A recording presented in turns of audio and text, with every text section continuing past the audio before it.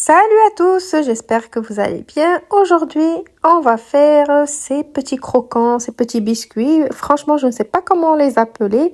C'est trop bon avec le café ou avec le thé. Vous allez voir. La recette, elle est trop simple. Allez, on commence avec un œuf. La recette est tellement facile que je vais tout faire à la main. Mais je vais faire une petite quantité. J'ai mis un œuf, j'ai mis un sachet de sucre vanillé. Je vais touiller tout. Après, je vais rajouter du sucre. Ici, j'ai rajouté du sucre cassonade. La vérité, il donne un bon goût à ce gâteau. Si vous en avez pas, vous pouvez mettre du sucre normal, il n'y a pas de problème. La petite pincée de sel, c'est important dans les gâteaux. De l'huile. Pour les ingrédients, vous savez maintenant que les ingrédients sont tout le temps dans la barre d'information, ça veut dire la description de la vidéo. Vous faites défiler jusqu'en bas et vous la trouvez. Ici, j'ai un petit mélange de graines de sésame et de graines d'anis. Graines de sésame, comme vous les trouvez. Ici, moi, j'ai les blanches. Après, si vous avez les autres, ça marche aussi. Si vous avez les graines de sésame noires, ça marche aussi. Ici, j'ai la farine. Je vais tamiser la farine. Et j'ai la levure chimique. Donc, on tamise toujours la farine, même dans les gâteaux comme ça. C'est mieux. Je tamise ma farine et je vais commencer à ramasser ma pâte. Vous allez voir, c'est très simple. Pas besoin de pétrir ni rien du tout. Je vais juste ramasser ma pâte. Et dans ce temps-là que je suis en train de faire ma pâte, je préchauffe mon four à 180 degrés. Je ramasse ma pâte. Oh là là, ma pâte, elle est un petit peu... Je vois qu'il va me manquer un petit peu de... C'est bizarre. D'habitude, je fais cette recette avec la même quantité de farine.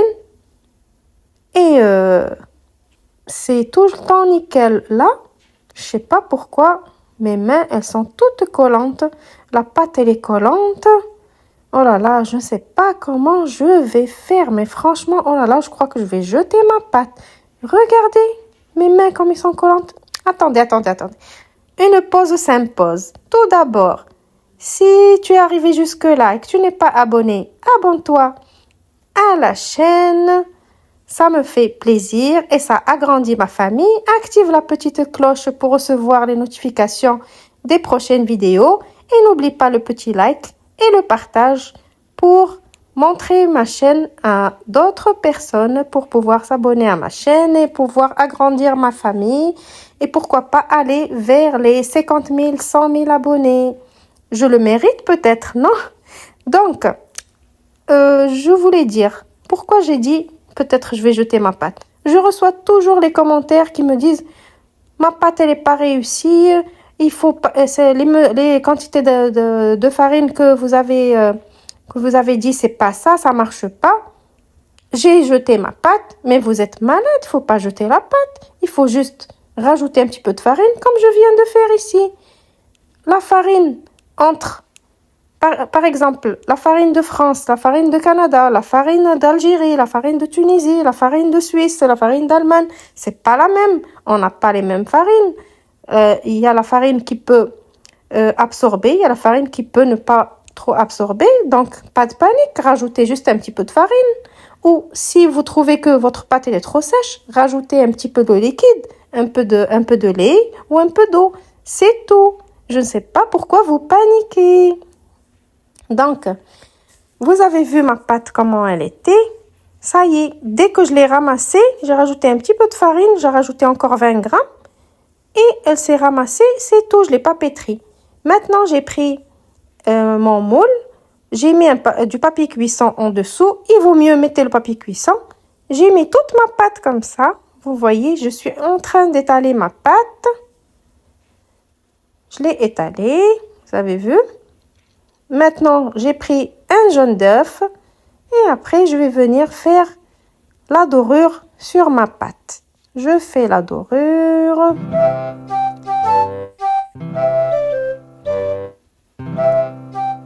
Et maintenant, je vais prendre une petite une petite fourchette et je vais venir faire des petites vagues sur le dessus de mon gâteau. Faites des vagues, faites ce que vous voulez. L'essentiel, on fait des petits gribouillis sur la pâte comme ça là pour faire joli. Maintenant, je vais prendre un couteau et je vais commencer à couper les parts dès maintenant, avant que ça cuise. Si vous oubliez cette étape-là, quand vous allez sortir votre gâteau du four, certes, vous pouvez le couper, mais il va se casser parce que vous allez voir la texture, elle est fondante, croquante, je sais pas comment vous dire, gourmand, croquant, comme dit Cyril.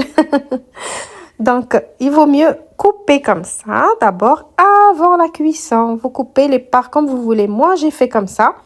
Je vous ai donné une idée. Après, à vous de jouer. Maintenant, je vais enfourner.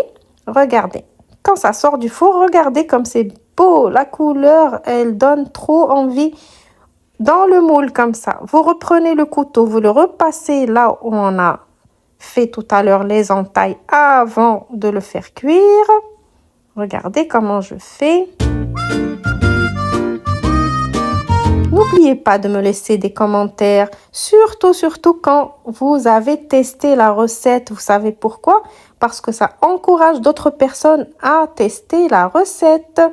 Si, par exemple, vous allez sur une vidéo et que vous voyez dans les commentaires que personne n'a marqué comme quoi il a testé la recette et que c'était trop bon ou que c'était dégueu, qu'il ne pouvait pas en manger, donc vous ne pouvez pas savoir si la recette elle est réussie ou pas. Donc, mettez-moi les commentaires, s'il vous plaît. Laissez-moi vos commentaires. Revenez pour me mettre qu'est-ce que vous avez pensé. Donc, voilà, ça y est, le gâteau, il est prêt. Vous avez vu? Vite fait, ça m'a pris 25 minutes au four.